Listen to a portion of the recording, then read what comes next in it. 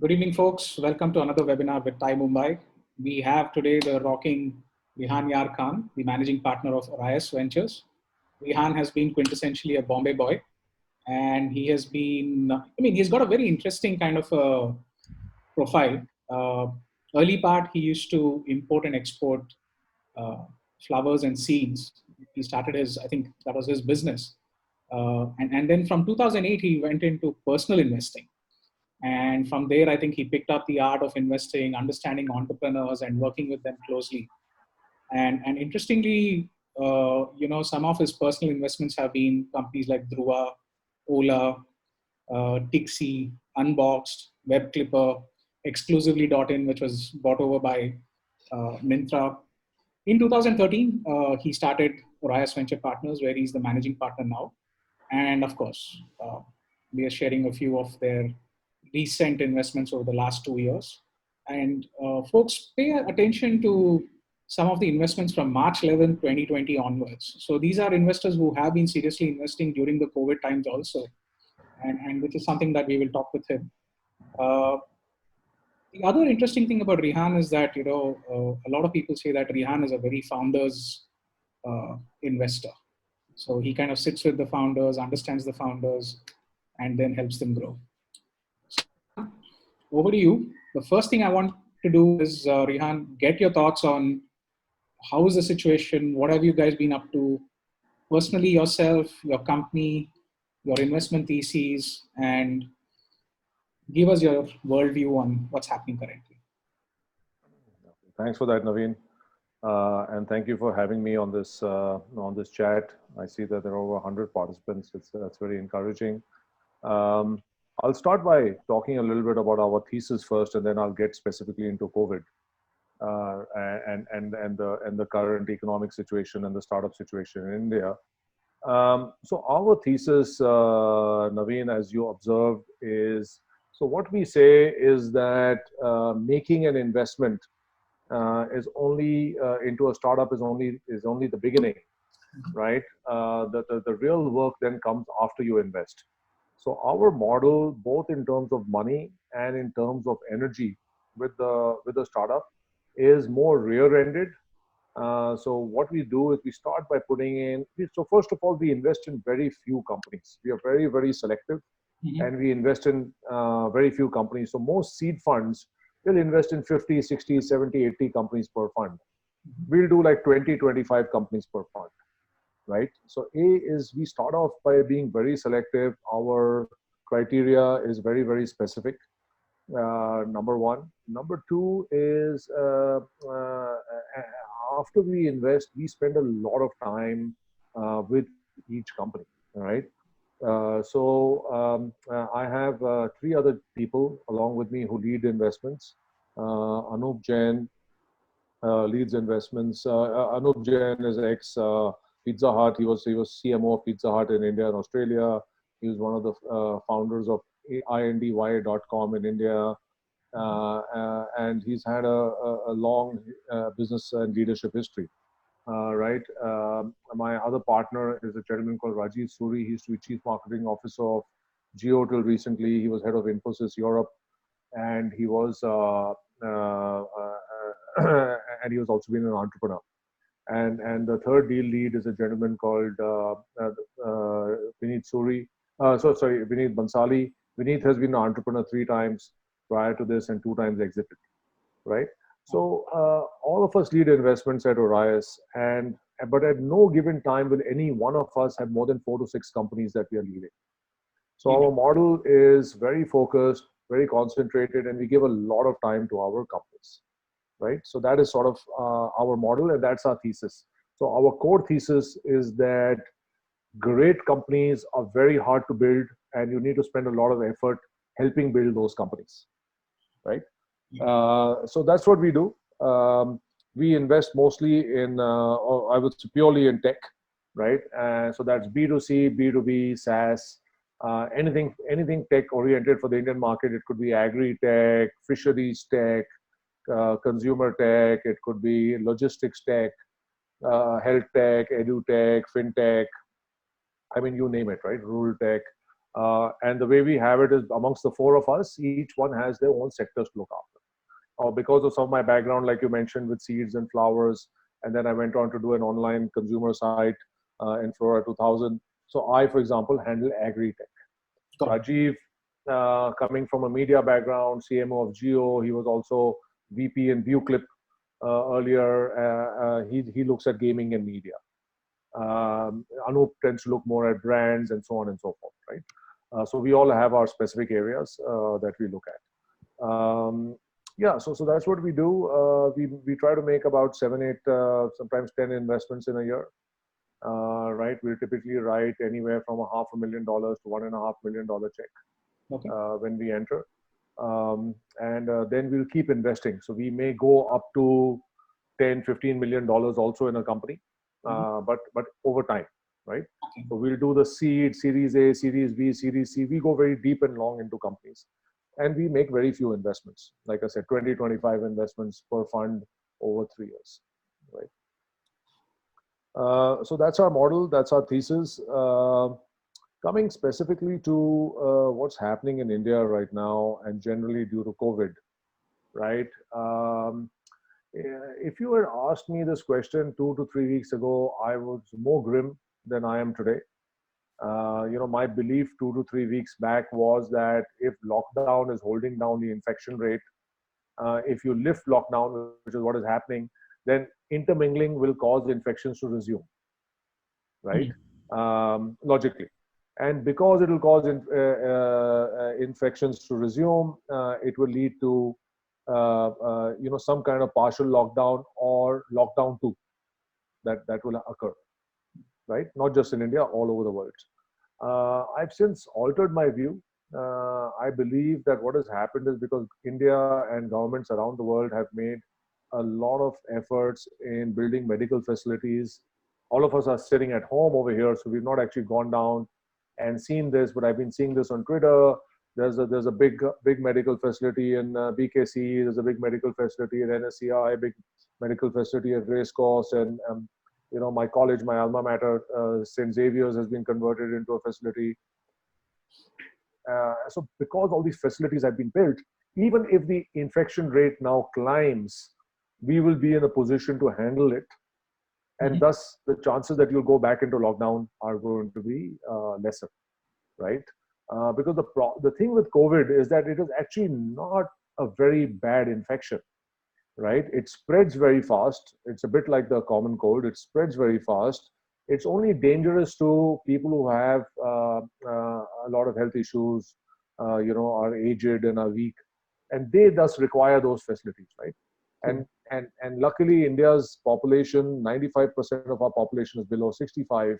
But the problem is that those above 65 are still 60, 70 million people, right?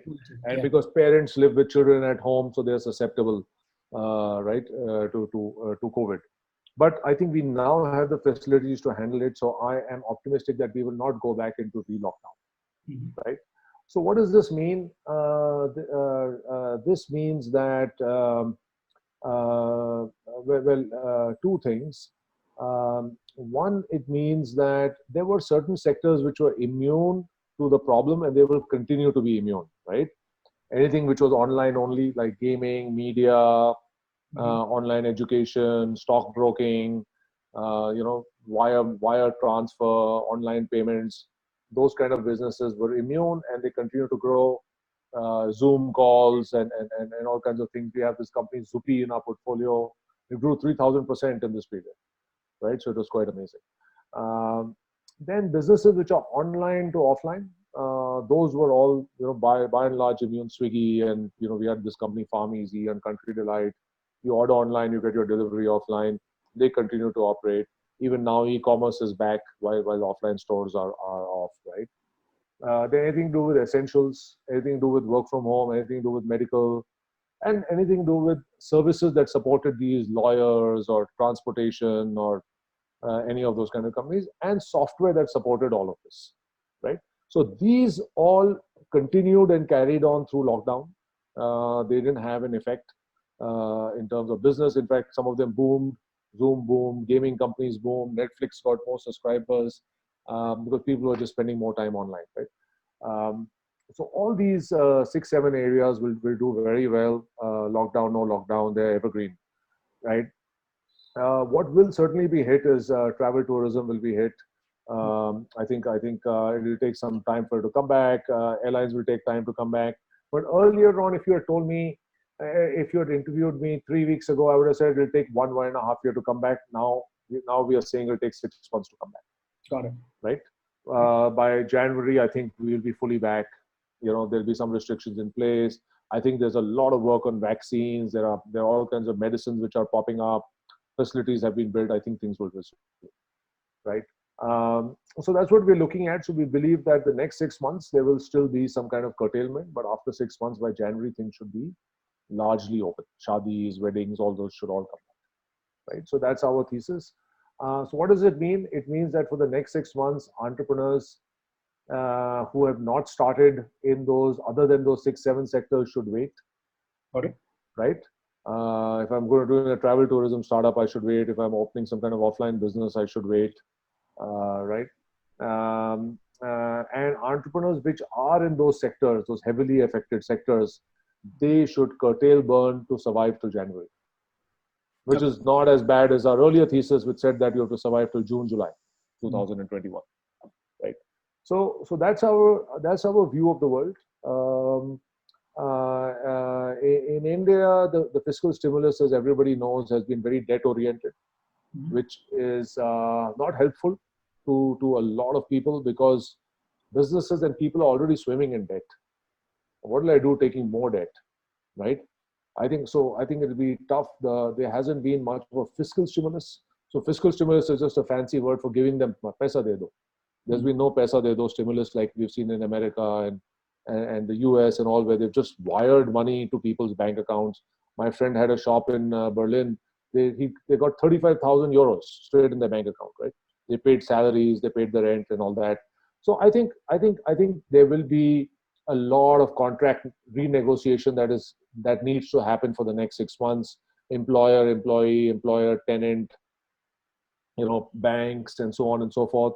So a lot of that will happen. A lot of restructuring will take place in India, because we just don't have the kind of fiscal stimulus that we have seen in other countries, right? And debt. I mean, what do I do taking debt? It's only a temporary thing. I take it now, I have to pay it back tomorrow. So because of that, the economy will be hit, right? But I think the Indian economy, we were a high growth economy as compared to other people. Number two is that we have to give ourselves and our governments a huge pat on the back for curtailing the death rate, right? It is amongst the lowest in the world per 100,000. TK, we don't have money, fiscal stimulus nahi diya, but you did a greater thing. You controlled the death rate. I think that was pretty amazing. I agree with you. So I think that will work massively in our favor, right? So the morale is up. People will be able to get back to work. We are traditionally being a growth economy, being a developing country. And I think because the government has not been able to give a fiscal stimulus, it is putting a lot of pressure on them to undertake reforms faster. And we're already seeing labor and other reforms, because TK, I can't give you a fiscal stimulus. I can give you a debt, but I can do reforms. True. Right? So I'm sure the central government has, as you know, an unprecedented majority and not being in coalition. So they are certainly in a position to drive this, right? And I think the political will has now been found because of the crisis all around, right? So I'm optimistic that we will bounce back. Entrepreneurs in tech, which I know a lot of TiE members are, I think it's a great time. It's always been a great time to be in tech, right? Since 2008, it's been a great time to be in tech. I think those great times will continue. Connectivity is booming across the country. You can see a huge vote of confidence for that, given the money that Facebook and all these companies put into Jio, right? That telecom is here to stay and is going to grow. So I think it's a great time to be in tech. India has amazing engineering talent. We now have the connectivity. We have electricity supply. We have hardware devices. We have smartphones. So great time to be in tech. We are able to export tech also. I mean, great SaaS companies are coming out of India. So we can do all of that, right? So overall, that's my reading on the situation in India, and so I'm optimistic. Excellent. Yeah. So the message for all the entrepreneurs is don't be too alarmed. Things are improving much faster Yes, than expected. that's right. That's right. Much faster than expected. 3 weeks back, very different view. Actually, Rehan, that's a very interesting one because 2 weeks ago when we were doing the same ask me anything kind of sessions, the flavor of the talk was very different to what you're telling, which is very, very refreshing, and thank you for that. Now, Rehan, I've got a few questions which people have asked. Right. But I'm going to pick up first. I think the segment is going to be around investing. Uh, what are you seeing different that your portfolio companies are doing, or is there any kind of interesting pivots that you're seeing your portfolio companies do? See, I think the long-term market doesn't change nothing, Hmm. right? So, what is the market in India? Let's spend a few minutes to understand that. Okay. When the internet first came to India, right, the people who got the internet were the elite, Hmm. right? They had the computers, and then they had the smartphones, and they lived in the cities, and they had, modems, right? You remember modems? Everybody's forgot modems, I'm sure, but you remember we all had modems, right? And they were the first to get the internet, and similarly, they had the high-power smartphones, and they got it, right? And that is what we at the fund called the first India market. The first people to get the internet were this lot, right? But since the launch of Jio, what has happened is the internet has gone very deep in India, and of course, it has been helped also by low-cost smartphones and Aadhaar and Jandan, and that whole connectivity circle has come around. So now you really have what we call the next India market. On top of it has been bolted on top of the first India market. So if you go back to college and you remember your economics, I'm sure you remember this whole thing about innovators, early adopters, early majority, late majority, and laggards. So if first India was the innovators, right, that went and they got this, I think the spread of telecom across India brought the early majority on, and I think now COVID, right, pushed the late majority also to join the internet buying and shopping revolution, right? Because they were forced to, right, buy online. So I think in that sense, it's been a tremendous thing. It's been the demonetization moment for online. My mother is buying everything online. Someone who resisted it completely, she was like, no, I need to go to the stores. But now she's like, why didn't I ever do this before? And everybody's watching Netflix, and we are doing Zoom calls, and everybody's talking about, I never ever need to open my office. Why should I pay rent? So I think what this did is it pushed the late majority, right, to Absolutely. join. So Absolutely. I think the market has grown, if anything, if you ask me, due to COVID.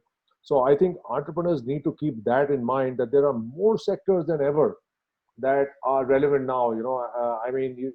I'm getting pitches in fisheries and agri and rural and all kinds of areas, which till 6 months ago wasn't getting. Is it hot now, agri and rural?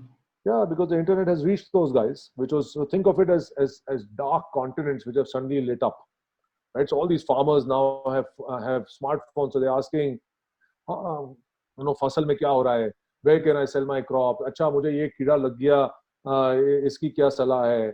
And so they're posting these kind of questions. We've invested in one such company, which has a social network for farmers, and it's buzzing. They're acquiring, what are they at? They're something like 150,000 DAUs, daily active users, in 6 months of launch, Wow. right? And it's buzzing, right? They're asking all kinds of things. Farmers are taking photographs of tractors they want to sell, and somebody's growing organic seeds, and they're all trading amongst themselves. So that whole continent, which was dark, which was rural India, outside of this first India, has now suddenly got lit up, right? So if anything, the market has grown, and I think entrepreneurs need to keep that in mind, and they can take advantage of all kinds of sectors now.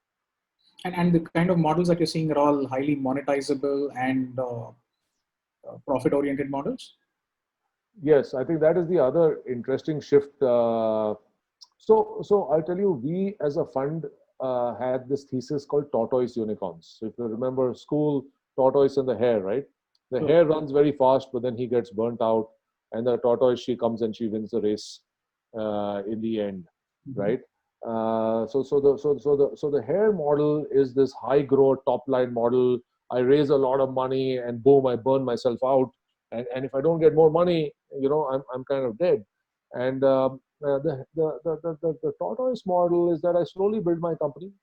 Listen, yeah, building a unicorn is hard enough. Why do I want to build it in 3 years?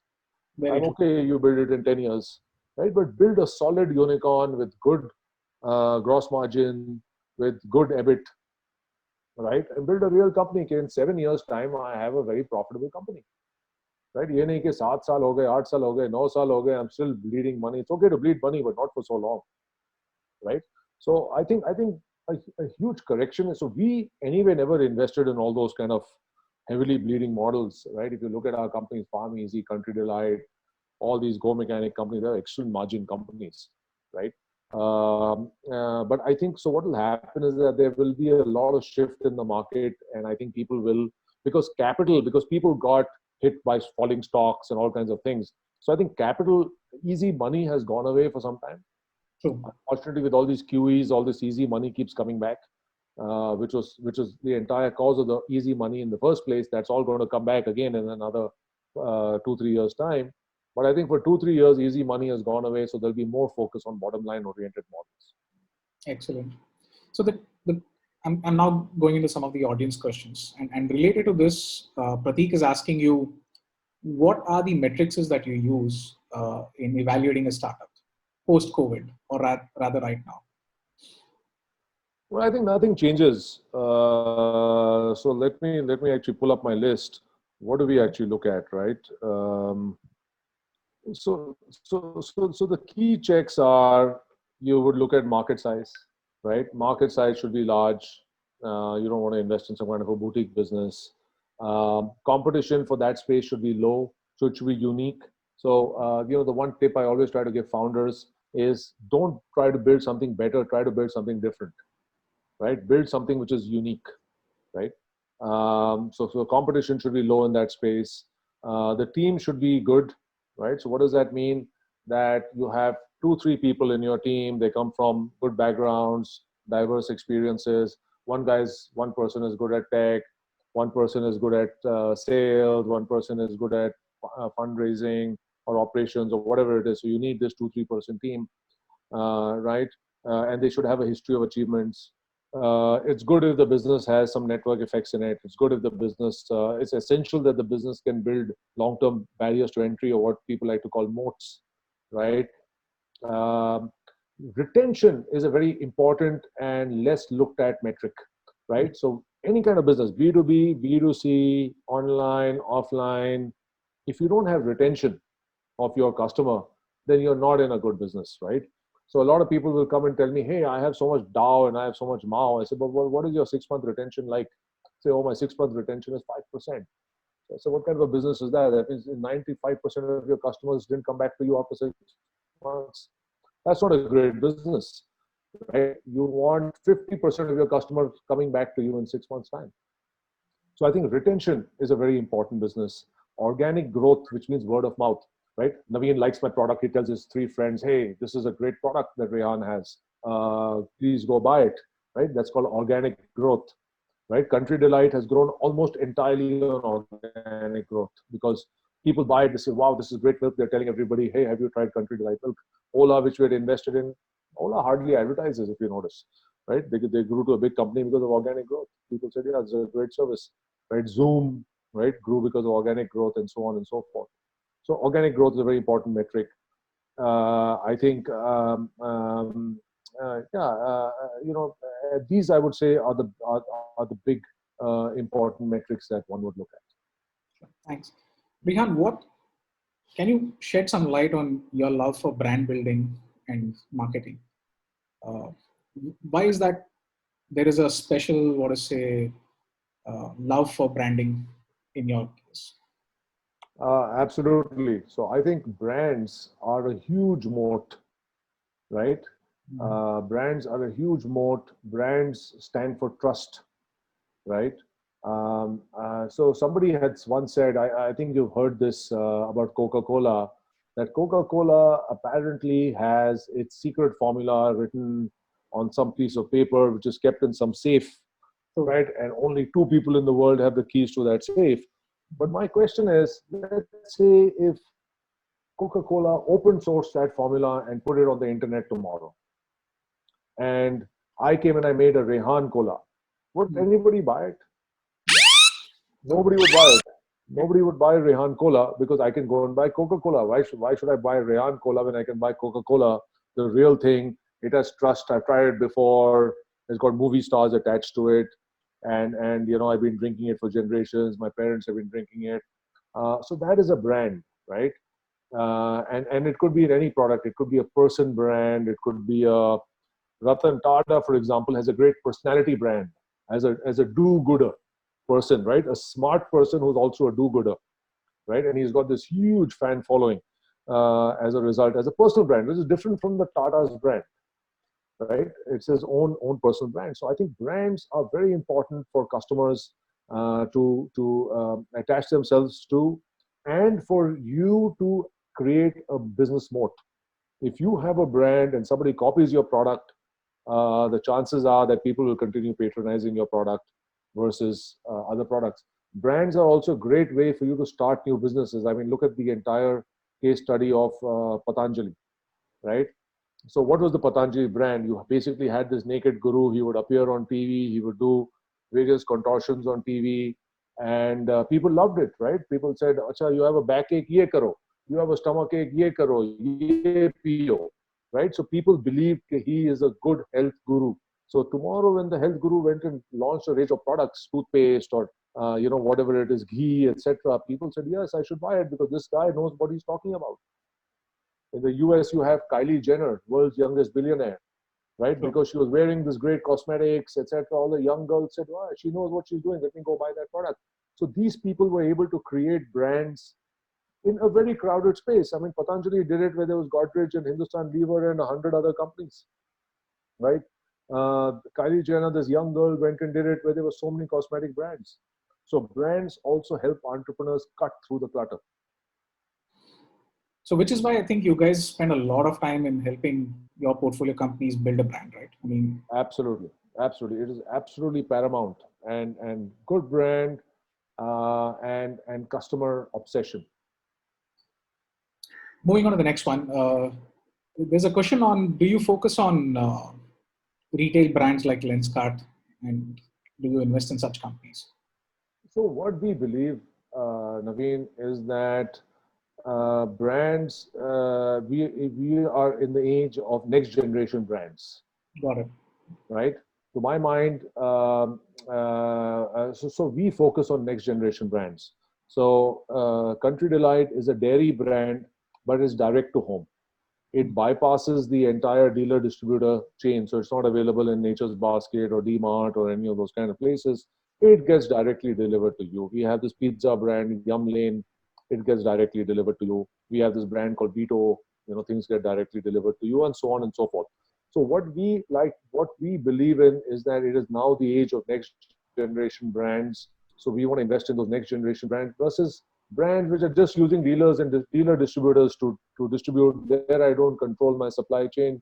I lose a lot of margin, and I don't have direct experience with the customer. So do you know Country Delight did not miss a single day during lockdown of delivery because they owned the chain end to end. They were sourcing from farmers and they had their own delivery boys delivering to consumers. So they did not miss a single day during lockdown. Whereas brands which are available in stores, you know, their sales were down 70% because stores were shut. Oh, excellent. Uh, what's your take on technology, Rehan, especially machine learning, AI, post-COVID? What do you think will be the role of technology? How do you see them growing? Yeah, you know, we wrote a joke. We're going to actually post it next week, and the joke is, so we have this. So we started this new cartoon series at Orias. We call it VC Land, right? And we actually posted one about today's seminar on it, right? This AMA that we're doing right now. So we said, hey, is your VC smart? So you know, the founder replies, yeah, I guess he does a webinar every day. So similarly, we have a joke for next week where one founder is asking the other founder, "Hey, is your founder smart?" So the founder number two is saying, "Yeah, he gives me $10 million every time I use the word AI." So so listen, AI, deep tech, these are constantly, the world is constantly innovating, technologies are constantly coming up. At the end of the day, they have to enable a business model, right? They have to enable a business model, and we go where there is a business model. So Got it. if your AI is standard. I mean, which company is not using AI today, Mhm. right? It's like 5 years ago or 4 years ago, everybody was saying build mobile first. I would say, yeah, you build AI first today, right? It's just hygiene. I think you can't build a Country Delight is making thousands of AI decisions every second, right? Farm Easy is making a lot of AI decisions all the time. So I think AI is the ground you walk on these days. So now, folks, we're going to be moving to the sector-related questions. So Rehan, there's a first question from Abhishek Sinha. And the question is, what is your thoughts on global insurtech companies? And the next thing that he's asking is, should they be registered in India or should they be registered elsewhere, US, Singapore? What's your take on that? Well, I don't know about global insurtech, but I'll talk to you about Indian insurtech. So Okay. insurance is a very large opportunity in India because there's just such little insurance in India. Mhm. So health insurance in India, for example, is only 3% of the market. Very true. Yes. 97% of people have no health insurance. So there's a tremendous opportunity to bring insurance to people in India. For that, certainly you should register your company in India, right? I think local regulations in almost every country require, because insurance is like a bank, right? I give the insurance company money, and then the day I need it, I take it from them, True. right? So I don't think any country allows insurance companies not to be registered within them, Agreed. right? So I think those are the two parts to my answer. Insurance is a big opportunity, especially in India, and whichever country you want to do insurance in, you must register locally. Got it. The next question is again on an investment that you have made in this company called Gully Yes, Gully Network. Network. So, we want to understand what are your thoughts on that investment. If you can shed some light on that. Sure. So what Gully Network does is that there are lots of independent. So we have a thesis in the fund, and we've been operating this thesis as an investor for a very long time, is that small, micro, and medium businesses need to be aggregated on platforms and brought under a common brand and a common IT system and a common supply chain system to really take them to the next level. So Ola, for example, is thousands of micro entrepreneurs, which are the cab owners, coming onto the Ola platform under a common brand, right? Under a common IT system and with a common supply chain in there, right? So that is a model. So we have another model called Go Mechanic, which is aggregating garages, which are all independent garages, Raju Garage, right? Your typical garage out there, and they bring them under the Go Mechanic banner. So now you can have a Go Mechanic garage to give it to, again, whole pointer on brands, right? Versus you don't know this XYZ garage. So what Gully Network does, it does that with Kirana shops. So there is your typical local Banya shop. It brings that shop onto the Gully Network platform. It gives the shop, signage, Gully Network. The shop comes onto the app. So you living in the neighborhood can look up the nearest Gully Network shop. That shop's inventory is on it, and you can order, right? And the stuff will come to you. And in the back end of all these, right now it's got over 25 shops in Bangalore. So all those 25 shops, it consolidates the buying. So they get better deals from the FMCG companies and the food suppliers. And those discounts are then passed on to the shop. Got it. So that's what Gully Network does. It brings everybody under an umbrella and makes it more efficient. And are they doing well? Yes, they're doing well. All these companies go through a lot of learnings and pivots. It's only been 6 months, but there are 25 shops. So far, so good. 6 months is a very young time to tell, but I'm optimistic. I think it's a great model. and I think if the entrepreneur can pull it off, it can become something very interesting. Excellent. Uh, Again, there's a little generic one. Sudhakaran is asking, when do you see the demand for non-essentials pick up post the lockdown? And he's also asking, uh, the part two of the question is, what platform of agri-tech have you invested in? So non-essentials, like I said in the earlier part of the conversation, if you had asked me 3 weeks ago, I would have said June, July 21. But now I'm saying gradually it's going to start coming back. I mean, already Amazon and Flipkart and all have Snapdeal have started, and you can start buying non-essentials over there. So that's a part of the market which has come back. So I think this will keep coming back as they open neighborhood stores, etc. And I think by January it should be fully back. Okay. So and the part two of the question is which agri businesses we've invested in. This social network for farmers that I just spoke about.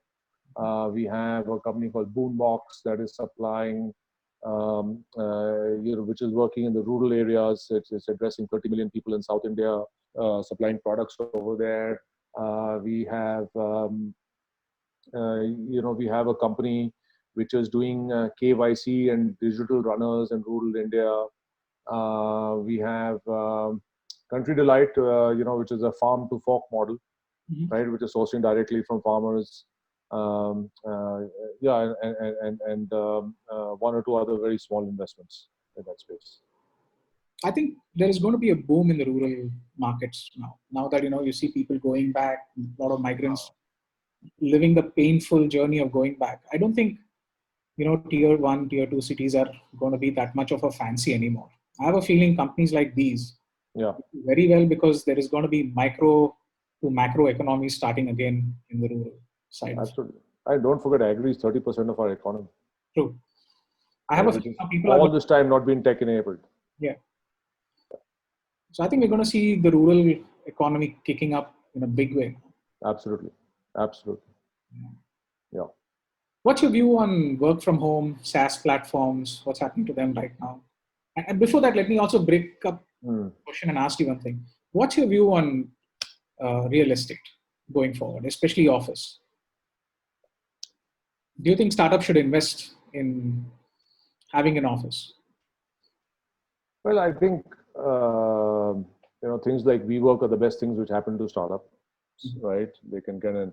Man, when I started as an entrepreneur, you had to spend so much money doing up your office, right?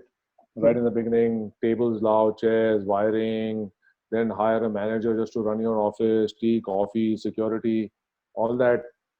Now, you just go to WeWork, pay 20,000 rupees a month, and boom, you have, a chair and a place to work out of. And there are lower cost options, right? Office and all kinds of Innovate and all kinds of companies. So I think it's great. That's a great thing which has happened to startups. If you're asking me, from this work from home trend, is work from home going to put pressure on commercial real estate? I think it will put some pressure. I think a lot of people are going to realize that they can work from home.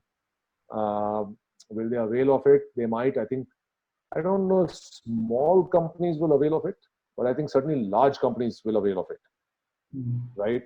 I mean, we are a fund, we are 15 people, we don't really care, right? But I think work from home, and if you have the software to enable people to work from home, you may see a shift where people are hiring in small towns, right? Where they're getting lower cost people. Or you will see a place where people from big towns are shifting to small towns because they can work from home. I think a lot of women will be brought into the workforce because of work from home. I think there will be pressure on commercial real estate. There will be some pressure on travel. I certainly think Zoom meetings are going to become de facto going forwards. I think business people used to travel a lot just to do a sales meeting. I think a lot of that will shift to Zoom, right, or Zoom equivalents. So yes, it will certainly be a factor. We will have to see how big a factor. Is it a fad or is it a long-term trend? I think it's somewhere in between the two.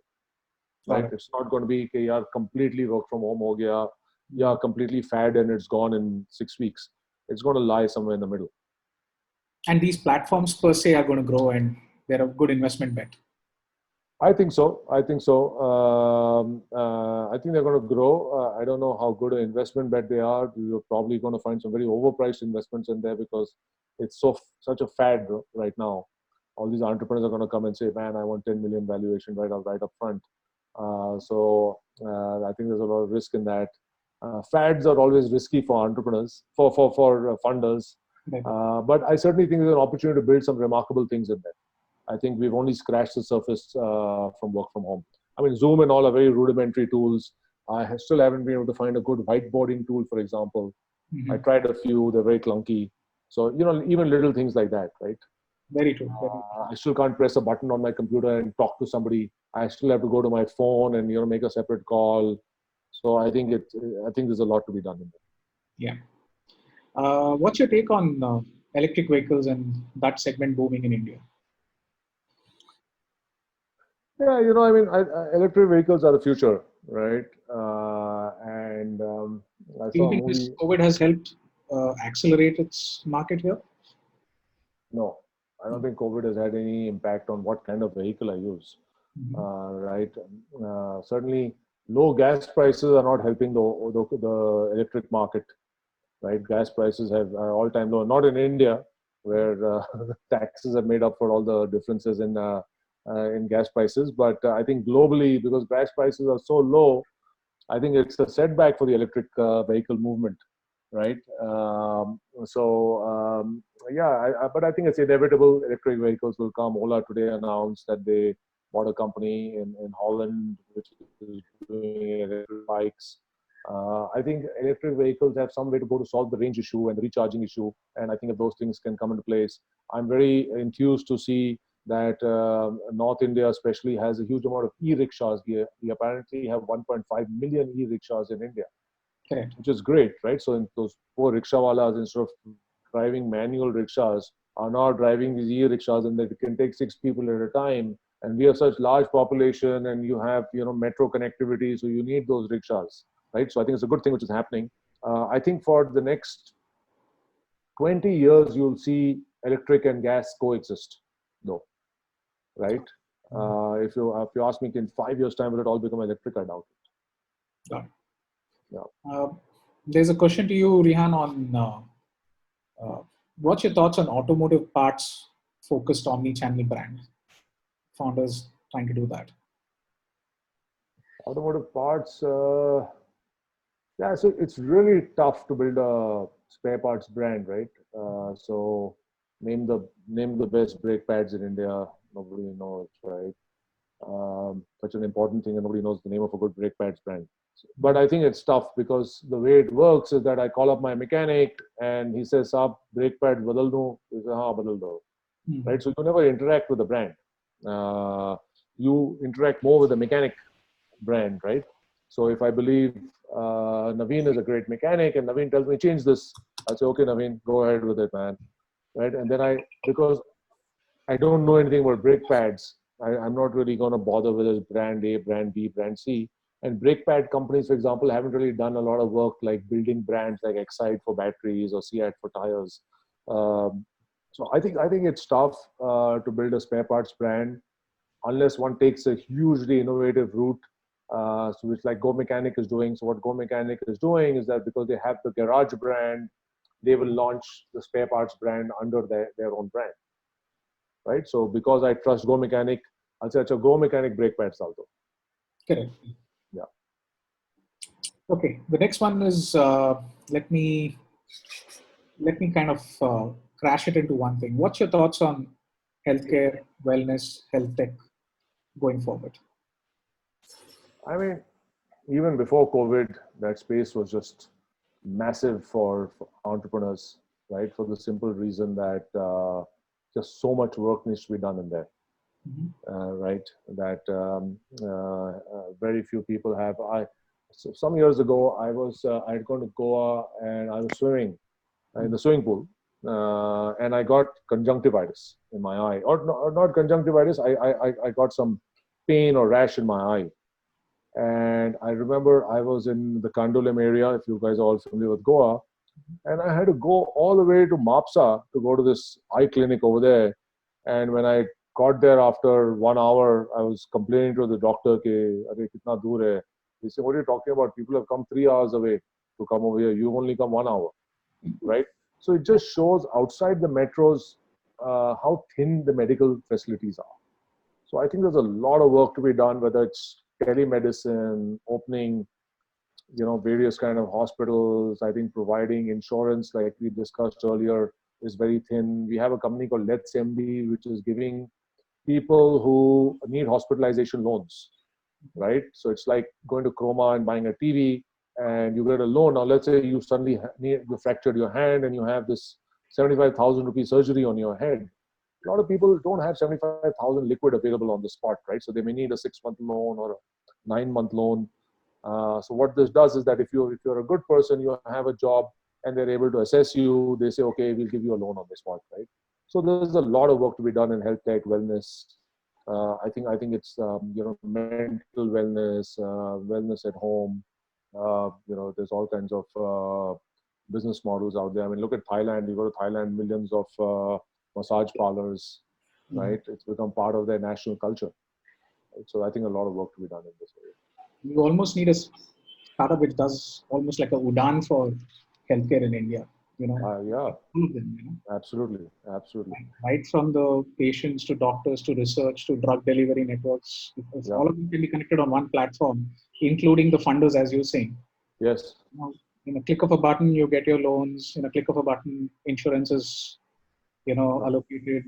I think that's, folks, if you've got any bright ideas, I think try building a Udan for the healthcare sector in India. That might be your next $1 billion idea. हाँ किरण, वो customer का क्या बोल रहा है कि क्या क्यों देना है? Sorry for that. Can you just mute Akash? Yeah, done.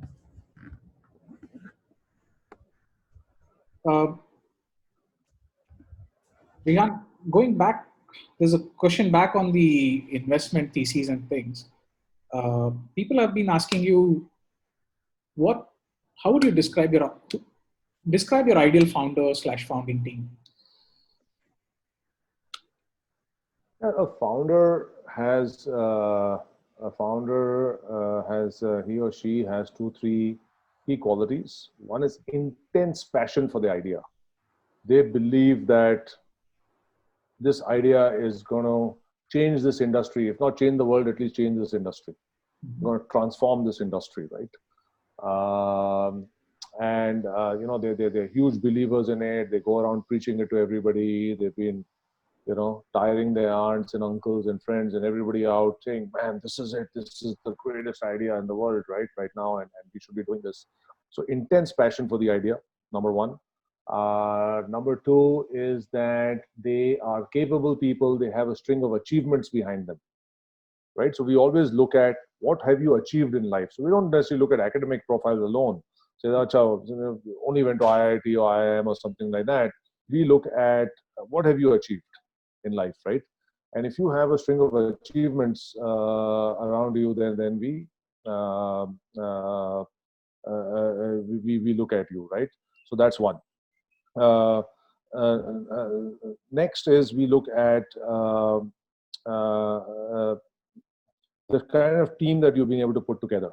At the end of the day, as a founder, you are going to have to manage people. You're going to have to rally people to your cause. So if you can't even get your first 2-3 co-founders along with you, then I think there's a lot of question marks on you, right? So we look at that. I would say these are the 3 things that we look for in founders.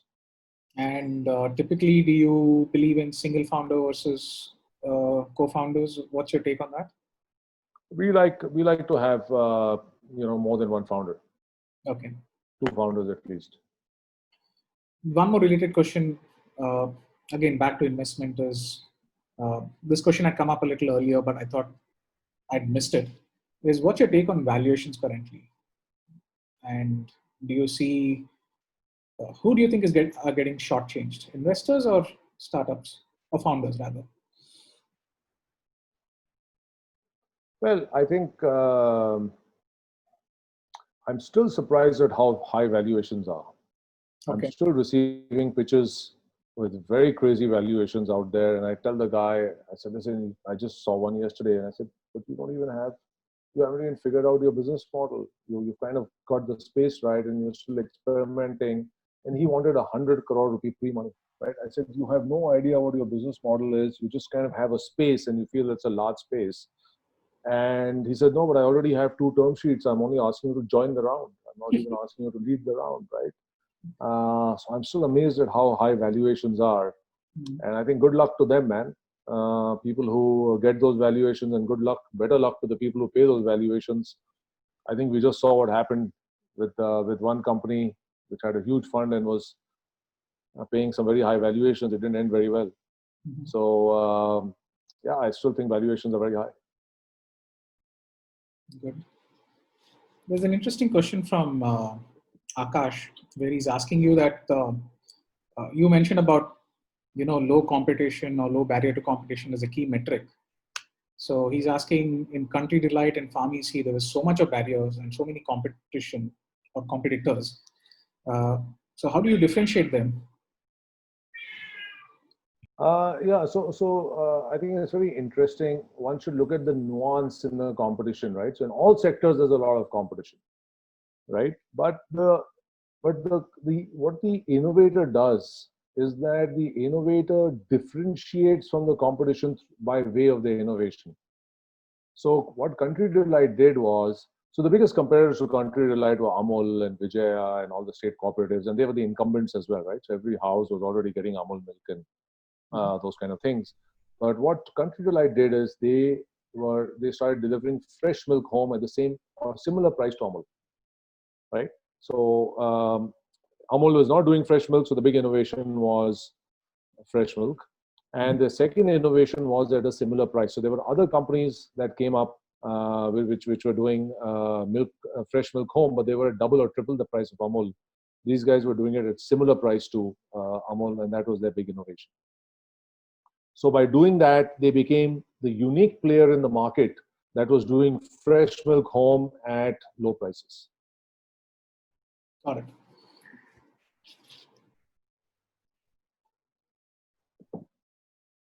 There have also been a few questions around your, Orias's hiring policy. And there were a few questions earlier about if you're looking for a VP or if you're looking for an analyst, how do you go about, one, shortlisting them? And two is, a related question is, there were a couple of people asking, if I'm an MBA aspirant trying to go in now, 2020, what's your, take for them? And if at all they want to get into, the investment field, and should they be doing it now or should they wait? What's your thoughts on that?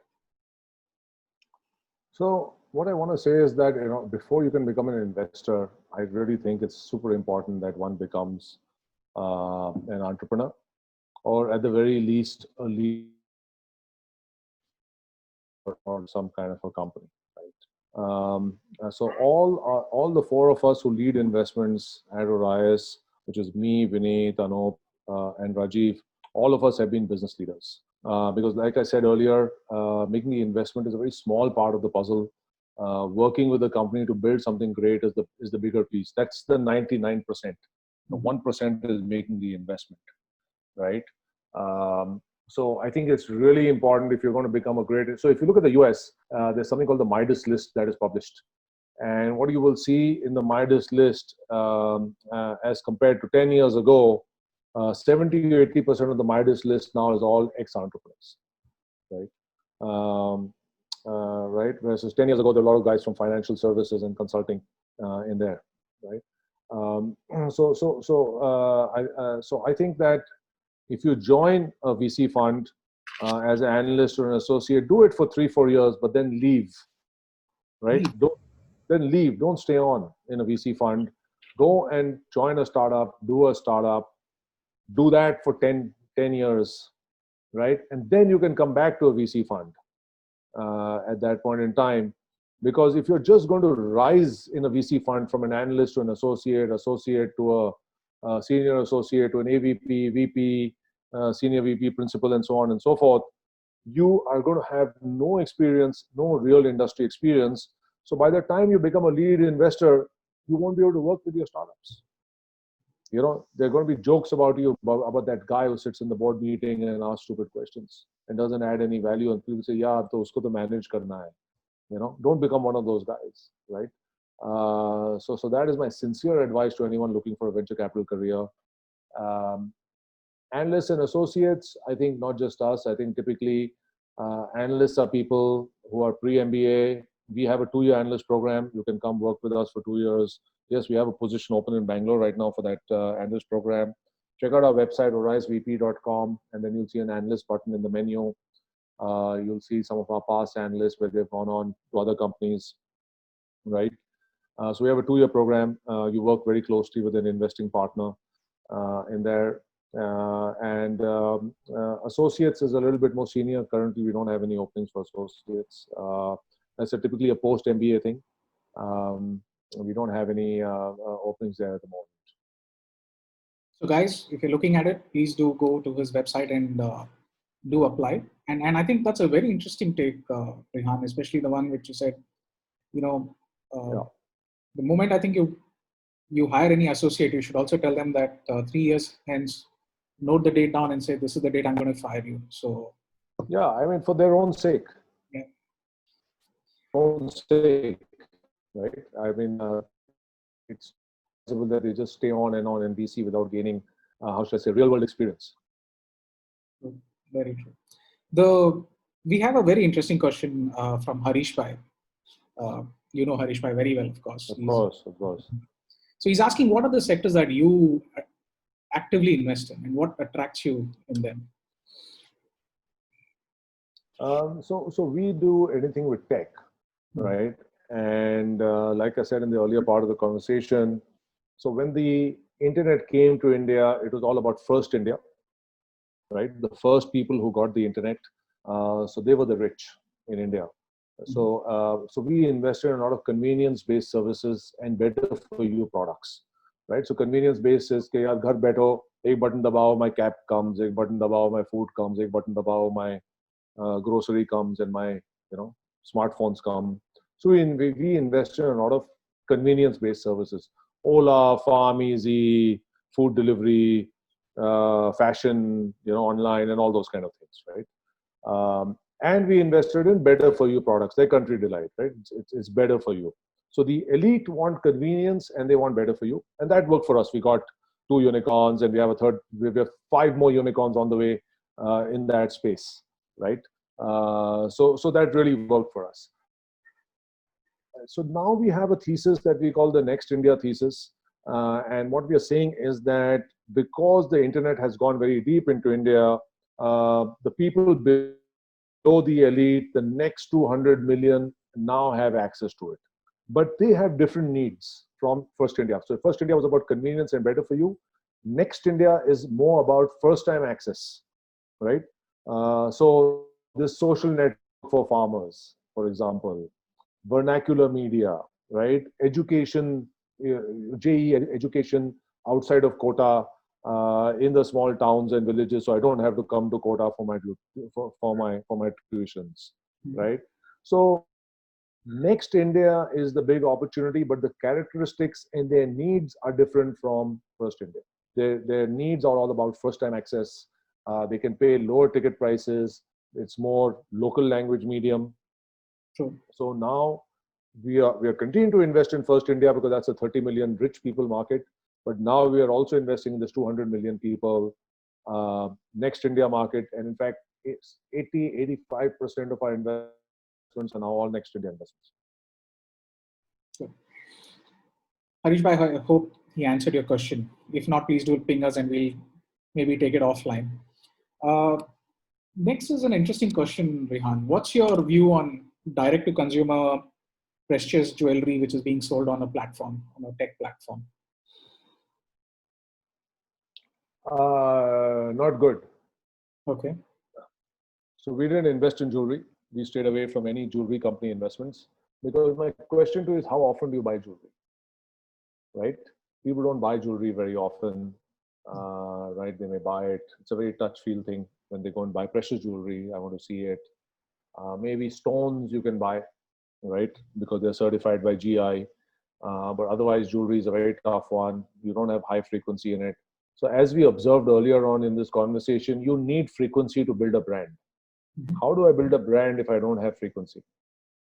So we at least stayed away from it. And if you see, there are no home runs in the global jewelry space. There is no billion-dollar company which has come anywhere in the world in the jewelry space, especially fine jewelry online. So the next sector which is of interest to you, Rehan, is people are asking us questions on, is there more space for food retail brands? And you think they will take off? Yeah, of course. Food retail is just about started in India. So if you look at the US, there are 20 burger brands which are doing over $1 billion in annual sales. The biggest being McDonald's, which is doing $30 billion in annual sales, right? So I think take biryani alone as a subject in India, right? You can probably build, biryani is the burger of India, right? What burgers are to America, biryani is to Indians. Very true. It's that thing, you know, that meal I can have anytime and very satisfying. I think there's an opportunity to build 20 biryani brands in India, for example. You just have one right now, Behroz Biryani. You can probably build in 19 other brands. You have so many different kinds of biryani, Awadhi biryani, South Indian biryanis. You have Bengali biryani. I mean, you can do a lot, right? So I think we've only scratched the surface in terms of food brands in India. I think a lot of our local foods, need local brands. Harish Bhai, being a Gujarati, I'm sure would love a great Gujarati snacks brand. Online, I don't have one right now. I have to call up Swati Snacks or something and get my stash from there. So I think there's a great opportunity to build these brands. India is a food lovers country. We have, food across the country. Every region, every race, every caste in India has amazing food. I think it's a great opportunity to build food brands in India. And there's an offshoot of the same question by Binoj, which is, what is your take on smart vending machines for food? Especially post-COVID, I think they are the ones who are going to grow faster. Something like a Dalchini brand, Well, I think vending machines in general are a larger opportunity in India, right? And the vending machine market in India has been underdeveloped. The problem with the vending machines has been the whole payment interface.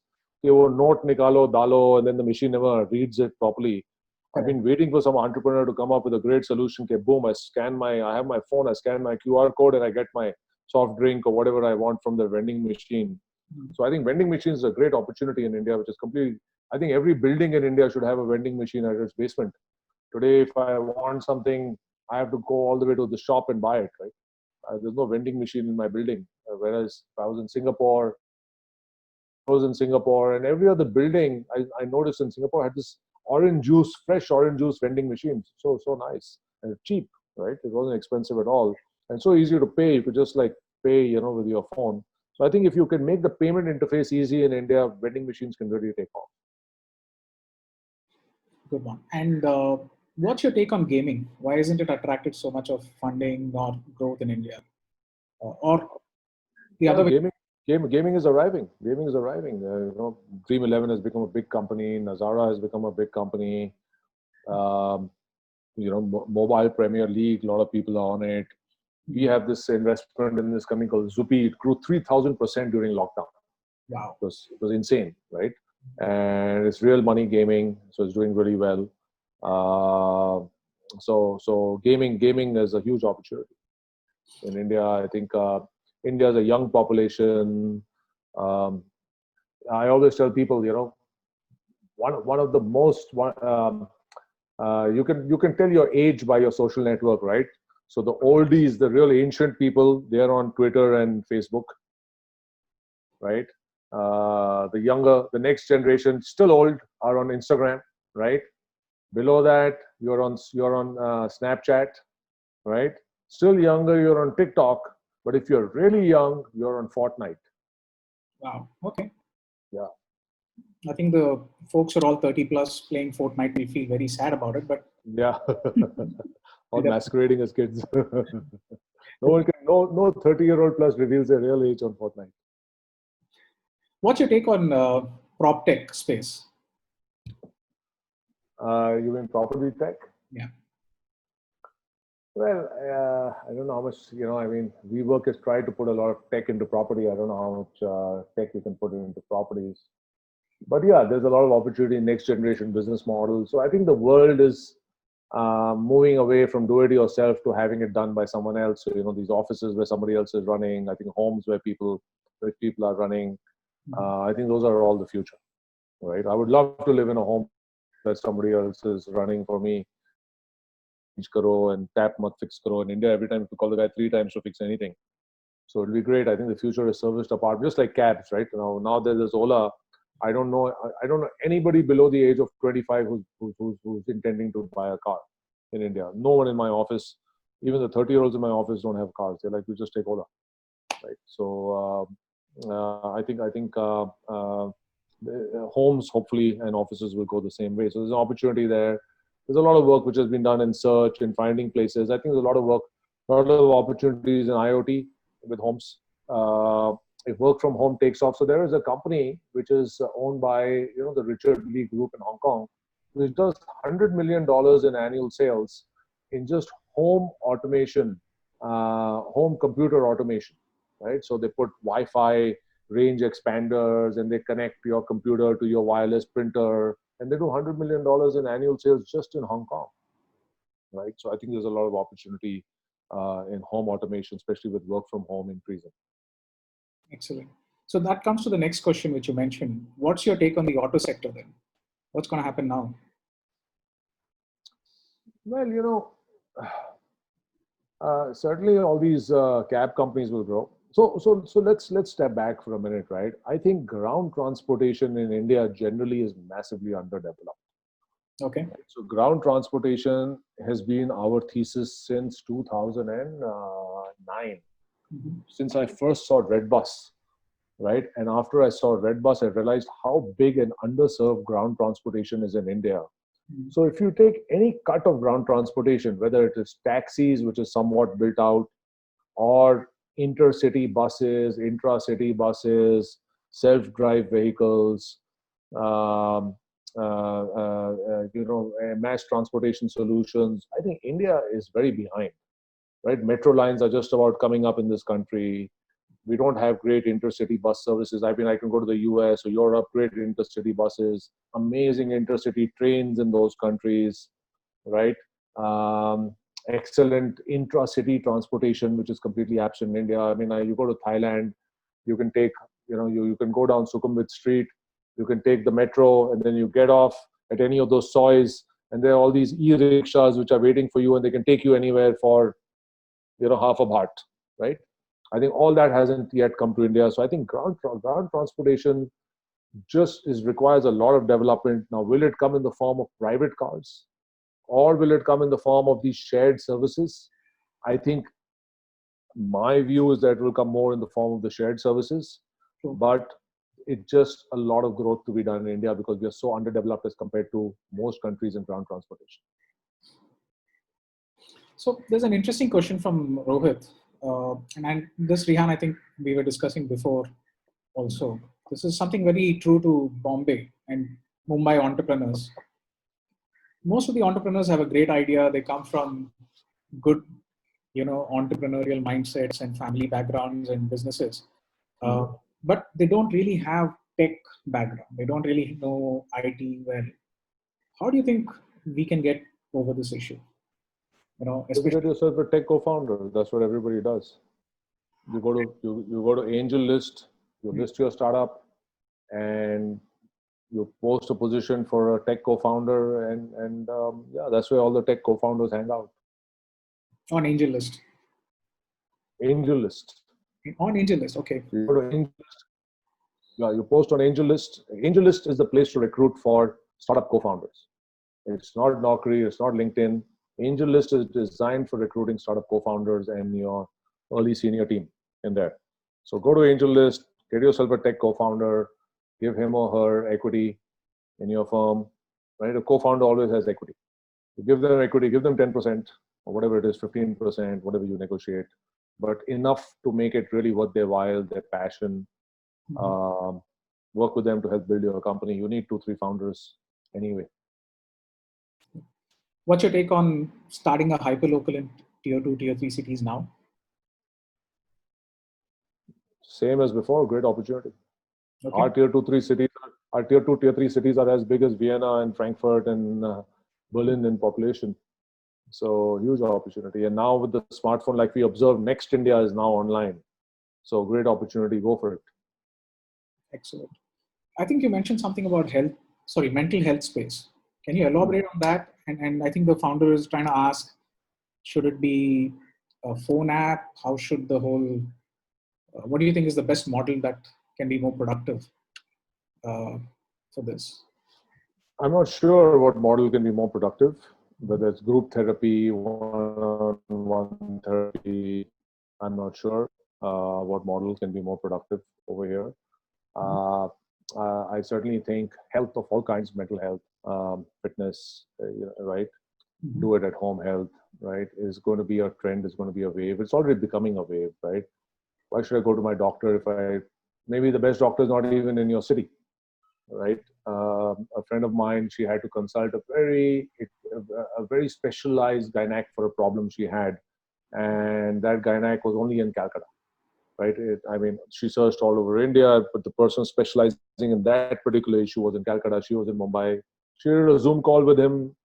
Paytm transferred him the money. It was all done. He said, go do these tests. She went and did the tests. She emailed the reports. What does a doctor do when you meet the doctor, right? They actually basically read reports and give you advice. So I think huge opportunity in all kinds of teleconsultation areas, especially in India where doctor to population ratio is very thin. There's an interesting question from Yagnesh of 100x VC. He's asking, really early stage startups, when they don't have that much of resources, how do they still start branding that very initial stage? They come to 100x VC, you give them lots of money and they start branding. 100x VC. Well, listen, the great thing about branding is I don't need money to start branding anymore, right? There's social media, there is YouTube. Has anybody followed this guy BBK Vines on YouTube? He's a star. He's a sensation. He's got, the last time I checked, I think 12 million followers or something like that. So I think the entrepreneur, the founder, can create a brand around what they're doing, right? And they can do that right from the beginning by taking a community approach. I met some guys the other day which were doing something in the green space, right? They were kind of doing eco-friendly products, and what they were doing is they were doing a lot of beach cleanups, and they had built a whole community around that, and that didn't cost them any money to do it. So I think today, in such a connected world, it's so much cheaper and easier to build a brand. If you asked me 10 years ago, I would say you need a lot of money to start your brand, right? If you ask me today, you need almost no money to start your brand. True, very true. So Rehan, next question I think also comes with the fact that you started a telephony company in your career. What's your take on mobility solutions now? And are you still optimistic about this sector? Well, Jio just raised $10 billion, so you tell me, right? At a $65 billion valuation. I think a lot of people are yet optimistic about it. Very true. Are you seeing more SaaS products in contactless access management, visitor management? Are these things coming to you? Not seeing, but expecting to see. So folks, if at all, by the way, Rehan, how does one get in touch with you and your team? You could just email me, rehan@orayasvp.com. Sure, we'll do that. We'll definitely do that. What's your take on education sector now? Is EdTech going to be the future? What will happen to schools? So, I have mixed thoughts on it. I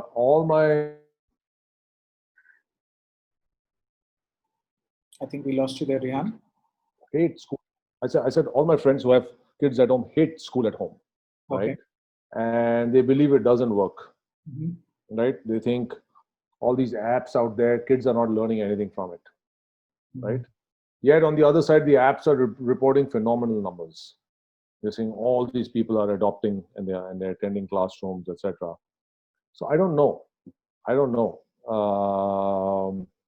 I think that answer is yet that question is still out there. I can tell you, I don't know if you know this, but I don't know of a single parent who's happy with the current school from home that is going on, and they're all itching to get their children back to school, and they feel the kids are not learning anything. So I don't know. I have mixed feelings about it. I think it will certainly be strong in supplementary education, but I don't know if it will be a replacement to your K-12 education. Got it. So you see the traditional schooling and traditional physical infrastructure going a long way still? I think it will. I think there'll be some hybrid models, but I don't know if it will fully go away. I think the post-schooling is what is going to be online, while schooling is still going to be supplementary and post and things like that.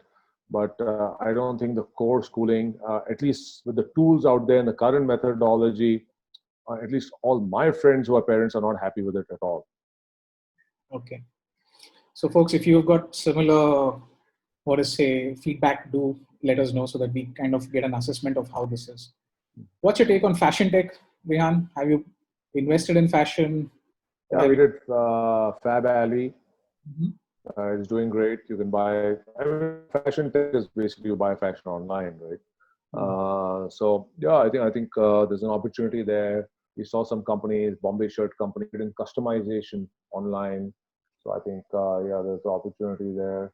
I think there will be innovation, and it's already happening. There will be tools that can use the camera in your laptop or in your phone to size you up and do things for you. So I think that will certainly happen. So I think there is room for some fashion tech. I think more for creating fashion brands online than for doing some kind of deep technology within fashion. Got it. I certainly think the brand space in India has a lot of opportunity. The girls at Fab Alley have created 3 brands under the Fab Alley label, right? And all are doing well. So I think a lot of opportunity to create more brands in the fashion space in India. Excellent. What's your reading on your investment in Zostel? How is that going? What's the future of such, business models? Do you see folks like Airbnb, Zostels doing well? So Zostel's model is to provide hostels for travelers in holiday destinations, right? So basically tapping into the massive youth travel market in India. And the youth travel market in India has 2 characteristics. One is that it needs low price, right? And the second is it wants community. I don't just want to go and stay in a hotel room. I want buddies to hang out with and play the guitar and all those kind of things, right? That's Zostel's model. They've had a very tough time, like all hotel people have had the last 60 days. They've been shut, right? So hopefully by January everything will come back in there. But long term, I think great space, Zostel and other opportunities, Oyo, all these kind of companies. I think they're good models long term. So I think folks like Zostels are going to survive because, as you said, the post-millennial world, I think, is going to travel and need options to go be with their kind, their people. I think hostels around Europe are always full. You'll never get a booking easily if you've not done 3 months advance booking before you're traveling. Absolutely. I think that needs to just catch up in India, which it will do very quickly. Yeah. The moment Indian youth start to travel, I think that's when we'll see hostels of India being filled up very soon. So I know we're kind of hard pressed for time, but let me try and ask a few questions. There's one technical question which Vijay Anand is asking, which I'm trying to decipher and ask you. This is to do with basically calibration of B2C consumer health services or market businesses. What's your benchmark for ARPUs, CAC to LTV ratios that VCs expect when they invest in such companies? Wow, it's too technical for me, man. So listen, VCs make all investments hoping they'll get 10x on their investment. That's the basic thumb rule in any VC investing model, right? So every time I put my money, because what is venture capital? It's very high risk investment. There's a company, it's a startup, they have an idea, it's not validated in the market, or it's somewhat validated, you're putting in money, you're getting no guarantee against it. So you expect a very high return for that kind of money. Otherwise, if I want a low return, I'll put it in something which is less risky. So if I'm going to take high risk, I expect high return. So I think the VC model, I think a venture investment is that investment where you can 10x your money, right? Okay. So if your money is not going to 10x, then that is not a venture class investment. So there you go, Vijay Anand. I hope you got your answer.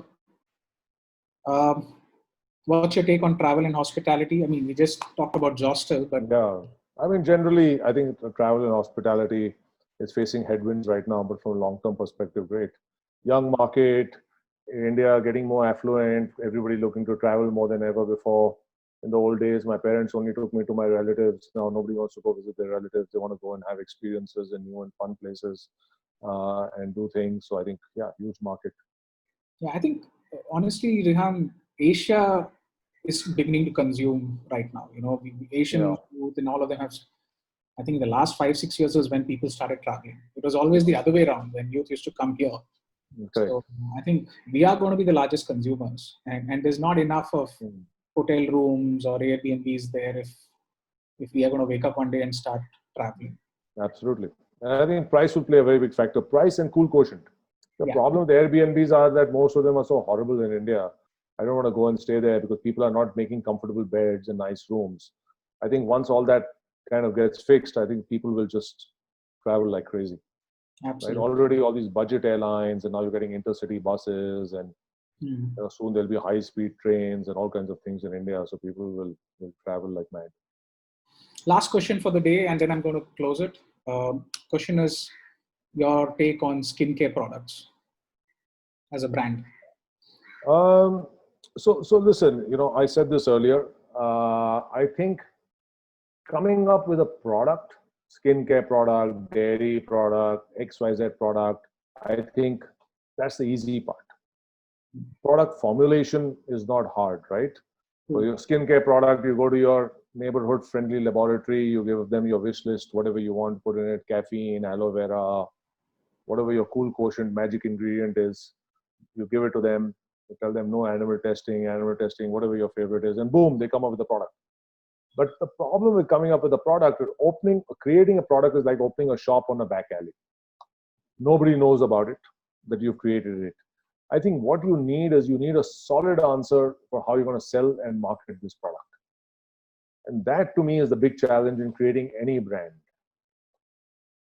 right? Whether it's dairy, food, TV, any electronic brand, skincare brand, FMCG brand, you need a solid marketing idea in there.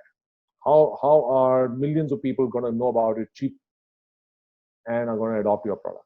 So I think answer that question and you have your business model.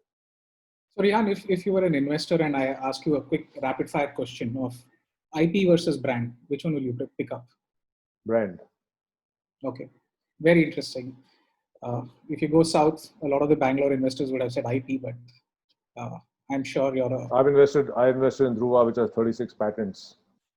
Go and ask them if that's what helps them sell. Excellent answer to that. And thanks, Rehan. This has been a wonderful session. I know we have taken extra half an hour from you, but thanks a ton. And we would love to see you more often on TiE Mumbai platforms. Sure, anytime, man. You're a long-time charter member. So we will kind of pull you in for more of these kind of sessions. Done. So people, I'm sure I've tried to ask all the questions possible unless I have not understood the question. So Vijay Anand, you have to give me a special prize because I tried breaking up your question also. and for folks, some questions have been kind of clubbed with, the sectors. There has been a couple of questions which I have left for making the session very sensitive because it's all going up on YouTube. I don't want to put Rehan in a tight situation asking him to comment on Government of India and all that. So we're not going to be doing that. So thanks a ton, folks. See you tomorrow. And on the question of what next, please look out for our next webinars. We are almost doing 2 a day now. That's the average that's going on. And please keep writing to us on whatever feedback you have and what you need next. Okay. We'll be happy to kind of put them together. Thanks. Okay. Thanks. Thank Done. you. Thanks. Bye, guys. Thanks, Bye. everybody. Cheers. Bye.